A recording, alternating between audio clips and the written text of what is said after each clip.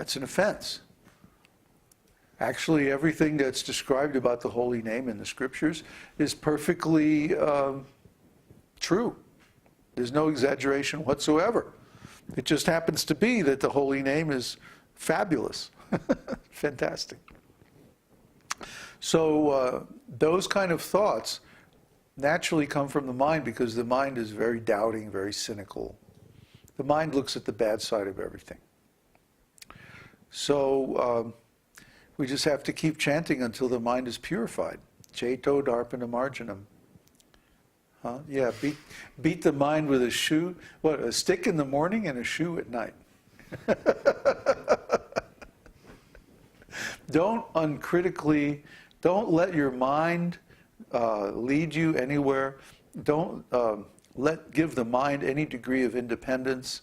Always monitor the mind and critically evaluate its outputs and make sure that the mind is not giving you any nonsense.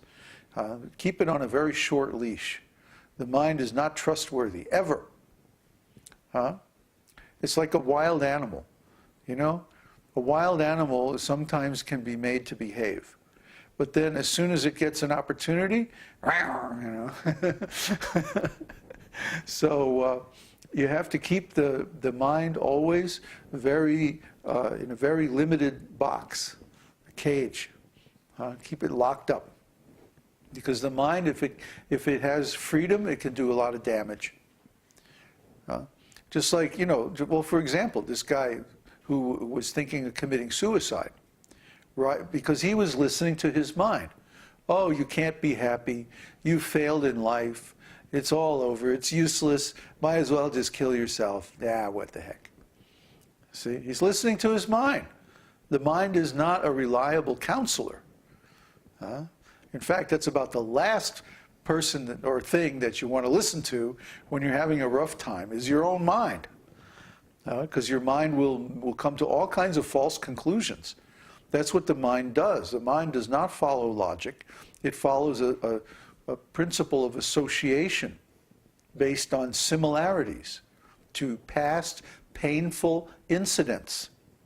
Why does it do that? Because the mind's business is to warn us if the present situation looks anything like anything bad that happened in the past. That's what it's there for. It's like an early warning system. You know, this guy is acting sort of similar to that guy that hit you upside the head 20 years ago, right? Well, of course, there's no relationship between those two guys at all. It's just that maybe one looks like the other one, or one, you know, tends to speak like the other one, or something like that. But the mind is so much driven by associations that you'll see somebody who looks like this guy that hit you on the head 20 years ago, and you'll start getting a headache. That's how the mind works. See? So don't let the mind have much scope. Keep the mind very tightly reined in, very tightly controlled.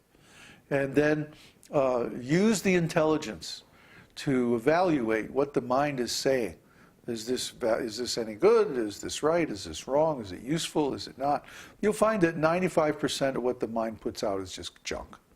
It's garbage. Useless. Instead, fill your intelligence with the words of the Shastra and use the Shastra as a map to navigate your life, and you'll be much happier. Any more? Yeah. Question from Thiago. Once we go back to the spiritual world, do we somehow remember about our passage on the material plane? Do we even know that we've been here? And long in spiritual terms means all these lives we pass here? Well, Narada Muni was asked about his past. And he told the story of how he became Narada Muni. You know, based on that example, you might remember how you became a devotee or how you got out of the material world. But why would you want to remember all the other stuff? It's just like we don't remember our previous lives normally. Because what would be the utility of it? What would be the use of it? Is there any benefit to remembering what a rascal you were in your previous life? It's better forgotten. Huh? It's better that we let go of that and we just concentrate on the work that we have to do now. It's just like people always say, how did we get from the spiritual, if we're eternal and we come from the spiritual world, how did we get into the material world? But that's not the issue. The issue is how to get out of the material world. We don't want to remember how we got here. We want to know how to get out. See? And then people get into these huge debates and go on and on and on about this subject. But that's not what's important right now. What's important right now is to get out of this suffering, get out of this conditioning, get out of this unnatural situation that we're in. So we don't really need to remember all that stuff. We just remember that, oh, I was in the material world, and then by the blessings of my spiritual master and the mercy of Krishna, I was able to get out back to a normal situation. And I'm very thankful. Okay. Oh, more? 2 more. 2 more. Got me on overtime. Question from Milk Marino. and a half. Question from Marino. How are the material impressions transferred to the next body? By means of the subtle body. Question from Thiago. Do we create karma with stupid dreams? Once you said that we have some dreams to address some weak karma, so I was wondering. That was not creating karma, that was discharging karmic reactions. Okay. That's it. What do we got here? G sharp. Or would you believe A?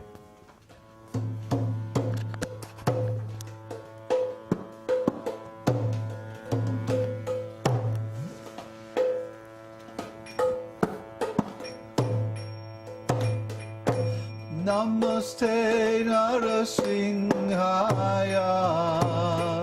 Namaste Narasimhaya.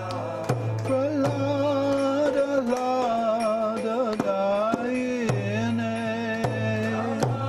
G sharp.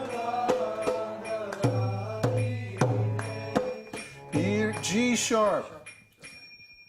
Hiranyakashi Purvakshaha.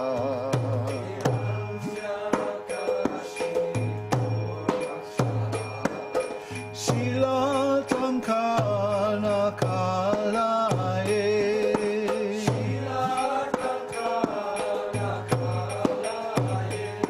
Ito Nrishingo Parato Nrishingo.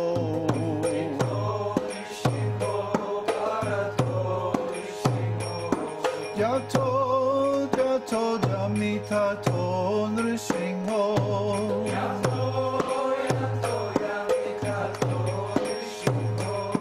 Pahir Nrishingo Hridaye Nrishingo.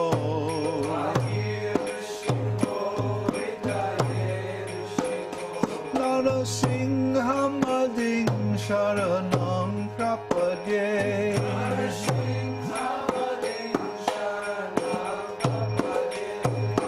Tavakara Kamalavare Nakadhuta Swingam Dalita Hiranyakashipu Tanubringam Keshavadhrita Narahari Rupa Jai Jagadisha Hare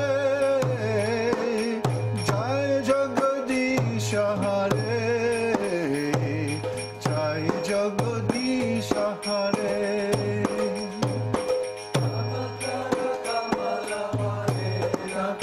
Madhuta Sringam Lalita Hiranyakashipu Tanubringam Keshavadhrita Narahari Rupa Jai Jagadisha Hare Jai Jagadisha Hare